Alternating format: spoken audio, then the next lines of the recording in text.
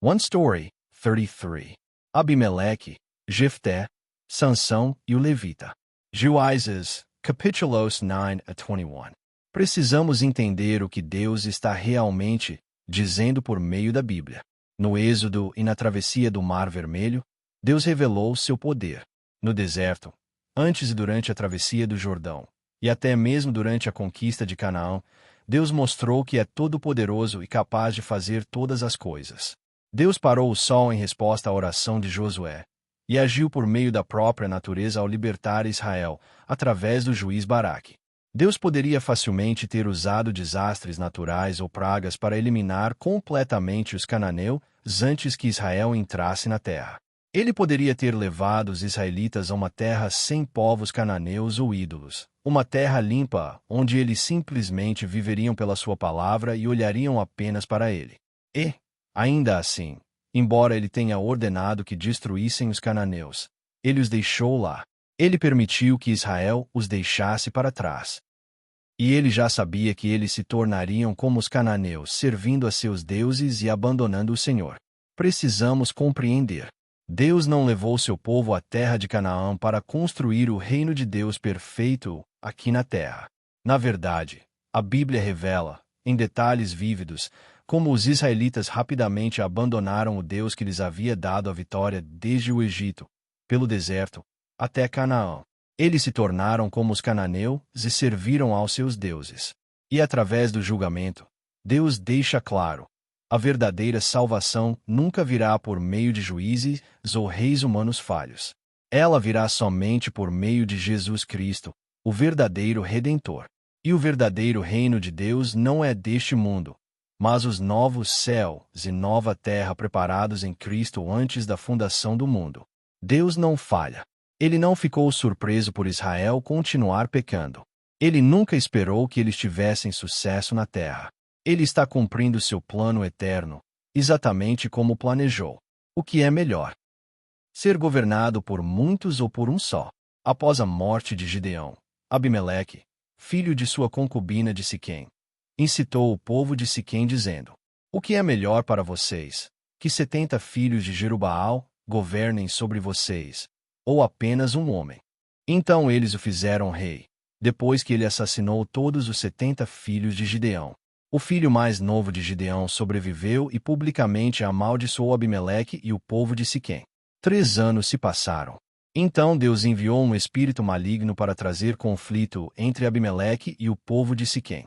Depois de muito caos e traição, Abimeleque, o homem que se tornou rei por meio da maldade, foi atingido na cabeça por uma pedra de moinho lançada por uma mulher.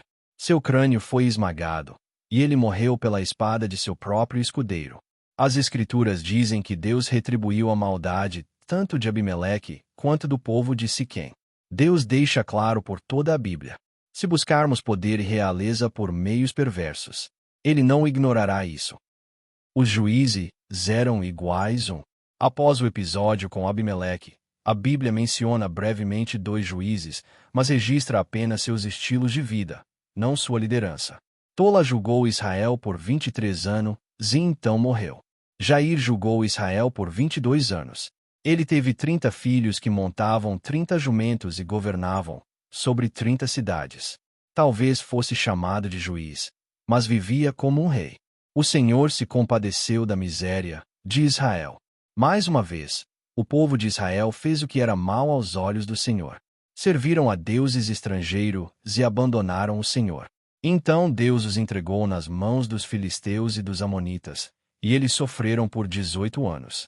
Quando clamaram ao Senhor, ele respondeu: não fui eu que os salvei do Egito, dos amorreus, dos amonitas e dos filisteus, dos sidonios, dos amalequitas e dos maonitas que os oprimiram, e vocês clamaram, e eu os libertei? Mas vocês me abandonaram e serviram a outros deuses. Portanto, não os salvarei mais. Vão e clamem aos deuses que vocês escolheram, que eles os salvem no tempo da aflição de vocês. Então os israelitas responderam: pequemos. Faz conosco o que te parecer melhor. Somente, por favor, livra-nos hoje. E removeram os deuses estrangeiros e serviram ao Senhor. Mas isso não foi um retorno ao relacionamento com Deus. Eles queriam apenas uma solução para sua situação. Queriam alívio, não restauração. Por isso as Escrituras dizem: e o Senhor não pôde suportar mais a miséria de Israel. Venha e seja nosso chefe. O povo de Deus, agora vivendo na terra que ele prometera desde os dias de Abraão, ainda se recusava a servi-lo. As Escrituras dizem que eles abandonaram o Senhor. Deus continuou dizendo: eu sou o seu rei, mas os israelitas continuaram se voltando para outros. Fizeram o bezerro de ouro. Guardaram a serpente de bronze. Pediram que Gideão os governasse. Fizeram Abimeleque rei. E agora vieram a Jefté e disseram: venha e seja nosso comandante. Para eles, pouco importava quem os liderasse, desde que trouxesse vitória e prosperidade. Jefté, filho de prostituta, aceitou quando disseram: você será chefe de todos os habitantes de Gileade. Jefté então enviou mensageiro ao rei dos Amonitas. E aqui vemos que Jefté conhecia bem a lei de Moisés. Se Jefté a conhecia, os israelitas também deveriam saber. O rei dos Amonitas ignorou a mensagem de Jefté, e a guerra começou. Antes da batalha, o Espírito do Senhor veio sobre Jefté. E, como Gideão, Jefté fez um voto tolo e sem fé. Ainda assim, o Senhor entregou os Amonitas nas mãos de Jefté, e Israel saiu vitorioso. Mas o voto precipitado de Jefté significou o sacrifício de sua única filha. Então, como ocorreu com Gideão, surgiu um conflito com a tribo de Efraim. Mas enquanto Gideão lidou com isso com gentileza, Jefté matou 42,000 efraimitas. Jefté julgou Israel por 6 anos e depois morreu. Por meio disso, as Escrituras seguem nos mostrando: os juízes não são os heróis da história. Eles são fracos, falhos, até mesmo pecaminosos. Mas quando Deus os levantava, ele salvava seu povo através deles. Não para exaltar o juiz, mas apontar para o verdadeiro libertador que estava por vir, Jesus Cristo. Os juízes eram os mesmos dois. Depois de Jefté, a Bíblia menciona brevemente 3 juízes, mas só descreve seu estilo de vida, não sua liderança espiritual. Ibzan julgou Israel por 7 anos. Tinha 30 filhos e 30 filhas, casou suas filhas fora de Israel e trouxe esposas de fora para seus filhos. Embora fosse chamado juiz, vivia como queria. Ilom julgou Israel por 10 anos. Depois morreu. Depois veio Abidom, que julgou por 8 anos. Tinha 40 filhos e 30 netos que montavam 70 jumentos. Seu tempo como juiz foi curto, mas ter 40 filhos mostra que já tinha poder e influência antes mesmo de ser juiz. Ele tinha o título de juiz, mas vivia como se fosse rei. Mas o verdadeiro juiz e rei, Jesus Cristo, entrou neste mundo como filho do homem e viveu como servo. Um nazireu consagrado a Deus desde o ventre até o dia da sua morte. Mais uma vez, Israel fez o que era mal aos olhos do Senhor. Então Deus os entregou nas mãos dos filisteus por 40 anos. Mas desta vez, em vez de levantar um homem adulto, Deus separou Sansão antes mesmo de seu nascimento. Ele seria nazireu, consagrado a Deus desde o ventre até o dia de sua morte. Deus disse que começaria a libertar Israel dos filisteus por meio dele. E à medida que Sansão crescia, o Espírito do Senhor começava a agitar nele. O anjo que anunciou esse nascimento, como em tempos anteriores, e depois, foi uma aparição pré-encarnada de Cristo, aquele que estava com Deus na criação, e que foi enviado por Deus ao longo do Antigo Testamento. O Espírito do Senhor veio poderosamente sobre ele. Sansão era nazireu, uma pessoa separada. Sua linhagem inclui Samuel, João Batista, e por fim, aponta para Jesus Cristo. Mas a chamada de um nazireu recaía também sobre reis, profetas e sacerdotes. E todo o povo de Deus é chamado a ser separado. Somos todos, espiritualmente, nazireus. Só que precisamos lembrar, essa consagração não se deve à nossa santidade. Sansão, como João Batista e Jesus, foi escolhido e separado antes do nascimento. Ainda assim, não viveu uma vida santa. Como nazireu, ele não devia tocar em cadáver, nem mesmo de familiares. Mas ficou tirando mel do corpo de um leão morto. Ele não deveria beber vinho, nem comer nada da videira, nem sementes ou cascas. Mas promoveu festas regadas ao vinho. Ele não se parecia com o herói espiritual que esperamos. E diferente de outros juízes, nunca conduziu Israel em batalhas. Mesmo assim, Deus agiu por meio de Sansão, não para glorificar Sansão, mas para apontar para Jesus Cristo. A Escritura diz: seu pai e sua mãe não sabiam que isso vinha do Senhor, que estava buscando oportunidade contra os filisteus. Sansão entrou em território filisteu e depois arrancou os portões da cidade, carregando-os até Canaã. Esse ato cumpriu, em parte, a promessa que Deus fez a Abraão. Seria plenamente cumprido por meio de Davi e, finalmente, por Jesus Cristo, a verdadeira semente de Abraão. O Espírito do Senhor estava com Sansão mais frequentemente do que com qualquer outro juiz. Não porque ele merecia, mas para mostrar que Deus agia apesar de suas falhas. No final, Sansão trouxe um golpe devastador aos filisteus por meio da própria morte. Isso aponta para Jesus Cristo, que recebeu o Espírito sem medida e conquistou a vitória definitiva para seu povo por meio da cruz. Você não sabe que os filisteus dominam sobre nós. Até este ponto no livro de Juízes, o padrão espiritual de Israel era sempre o mesmo. Pecado, julgamento, clamor, salvação, descanso, pecado, novamente. Mas no tempo de Sansão, quando Israel estava sob domínio dos filisteus, não houve nenhum clamor. Embora tivessem pecado antes, ao menos costumavam clamar ao Senhor em sua angústia. Agora, simplesmente aceitavam o domínio dos filisteus e tentavam viver confortavelmente sob ele. Eles sabiam que Sansão era seu juiz, mesmo que não fosse perfeito. Assim como antes haviam trazido Jefeté de volta, depois de tê-lo expulsado, porque precisavam dele para a guerra. Agora faziam o oposto. Amarraram Sansão e o entregaram aos filisteus. Isso é maldade. Mais perigoso do que pecar contra Deus é virar as costas completamente para ele.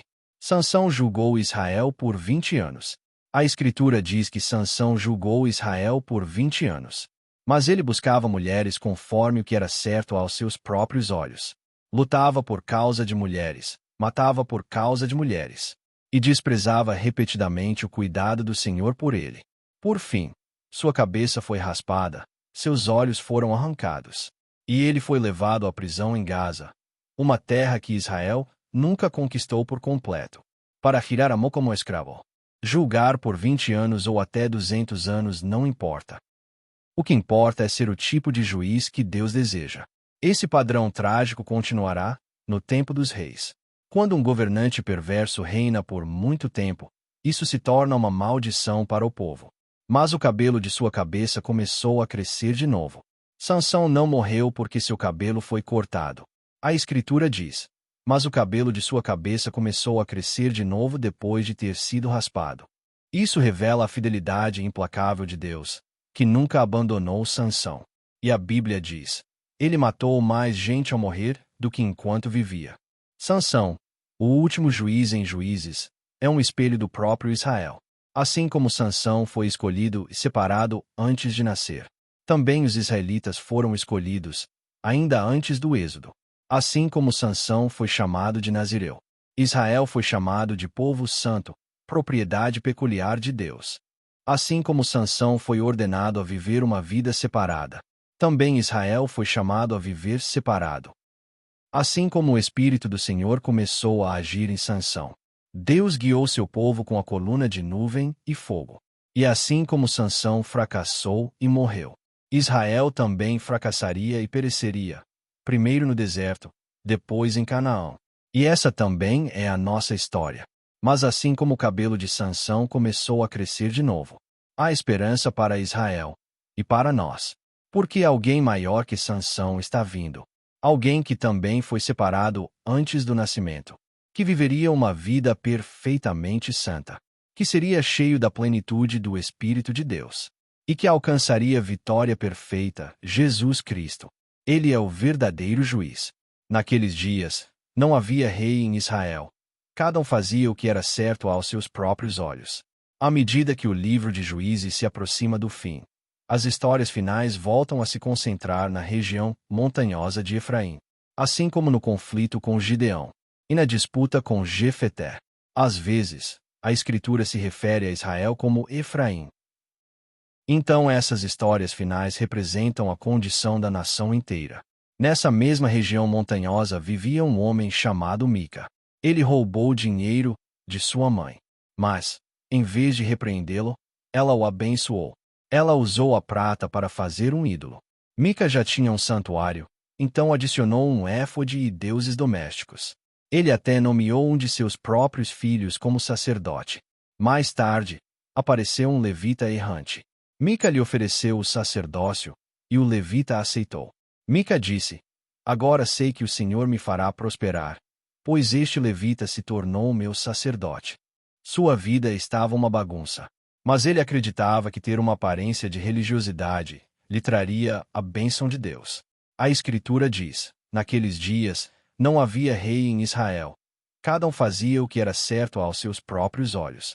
Mais tarde, a tribo de Dan, que ainda não havia recebido sua herança, enviou espias. Eles ficaram na casa de Mica, e depois voltaram com uma proposta para o levita. Vem conosco e sê nosso pai e sacerdote. Não é melhor ser sacerdote de uma tribo e de uma família em Israel do que de apenas uma casa. Esse levita tinha ficado satisfeito com a proposta de Mica.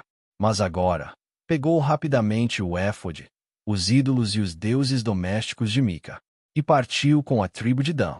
Ele não tinha senso de chamado. Quando surgiu uma oportunidade melhor, deixou tudo para trás. Esse levita é um retrato de Israel. A Escritura repete: naqueles dias, não havia rei em Israel. Mais uma vez, voltamos à região montanhosa de Efraim. Dessa vez, um levita tinha uma concubina que o havia deixado. Ele foi buscá-la de volta. No caminho de volta para casa, passaram a noite em Gibeá, uma cidade da tribo de Benjamim. Enquanto comiam, homens perversos cercaram a casa, exigindo ter relações com o homem visitante. O anfitrião implorou: Não cometam essa maldade. Levem minha filha virgem e a concubina do homem em seu lugar. Essa cena reflete o que aconteceu em Sodoma. Eles entregaram a concubina à multidão, que a violentou a noite toda. Ela foi encontrada morta na soleira da casa. O levita levou o corpo para casa, cortou-o em 12 partes, e enviou cada parte por todo o território de Israel. Mais uma vez a Escritura diz: naqueles dias, não havia rei em Israel. Então Israel reuniu 400.000 guerreiros. Benjamim tinha 26.000, mais 700 de Gibeá. Os israelitas perguntaram a Deus: Quem subirá primeiro? Deus respondeu: Judá subirá primeiro. Mas perderam a primeira batalha, 22.000 morreram. Perguntaram novamente: Devemos lutar contra Benjamim? Deus disse: Vão. E perderam outra vez, 18.000 morreram. Deus estava usando Benjamim para disciplinar Israel, porque eles não eram melhores. Depois da segunda derrota, Israel ofereceu holocaustos e sacrifícios de comunhão, e perguntou de novo. Dessa vez, Finéias, neto de Arão, era o sacerdote. Isso, junto com a busca de território por Dan, mostra que não havia se passado muito tempo desde a morte de Josué. Agora Deus disse: Amanhã eu os entregarei nas suas mãos. E Israel derrotou Benjamim quase completamente. Deus usou Benjamim para julgar Israel. Depois julgou Benjamim também. Essa é a justiça de Deus. Após a guerra, Israel jurou não dar suas filhas aos benjamitas. Mas choraram alto, temendo que uma tribo desaparecesse. Ofereceram sacrifício e encontraram uma solução. Adikaram, Jabes Gilead. Leveram, 400 virgins. E mais tarde capturaram moças de Siló para se casarem com os benjamitas restantes. Isso reflete o fracasso dos levitas, que, embora tivessem o próprio Deus como herança, não cumpriram seu chamado. Essa é uma imagem do colapso espiritual total de Israel. Juízes termina com estas palavras marcantes: Naqueles dias, Não havia rei em Israel. Cada um fazia o que achava certo. No livro de Josué, vimos claramente o que significa o povo de Deus viver como o povo de Deus na terra que Deus lhes deu. Eles deveriam considerar a palavra de Deus como a própria vida, obedecer com base nessa palavra, evitar o pecado com base nessa palavra, orar com base nessa palavra e avançar em fé, confiando inteiramente nessa palavra. Mas no livro de Juízes, vemos que a geração que entrou em Canaã e a que veio depois viveu de modo totalmente contrário ao que Deus havia ordenado por meio de Josué.